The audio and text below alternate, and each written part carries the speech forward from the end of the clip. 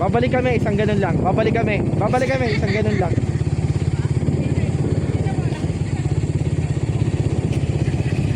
Dinadayo lang din nila, tatambayan nila ng mga ano, di ba? Tambayan ng mga kung ano.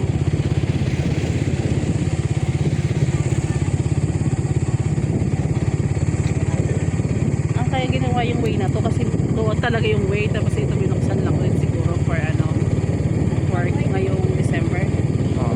Instead na Christmas tree, ito ang ginagawan, parang ganun, bolts.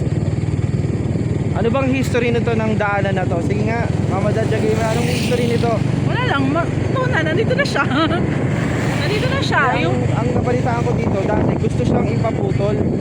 Ewan ko basta, may nabalitaan ako noon, early 2000s, 2003, 2004. Then mga, kumontra lang yung mga local dito, yung mga local na kasi taga dito.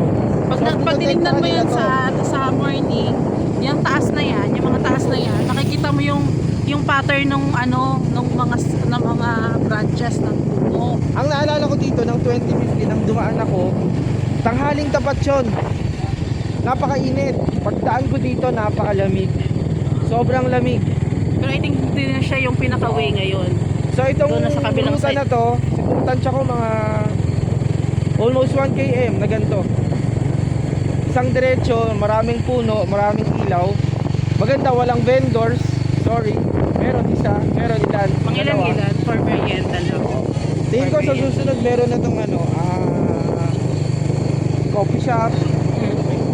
Ayun o, sila. Hindi siguro kasi binubuksan lang naman to every Christmas po.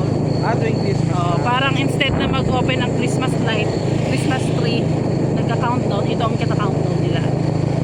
So nakaraang ano, ngayong December lang binuksan. Kasi I think doon na yung totoong way ngayon. Binuksan lang siya ulit ngayon.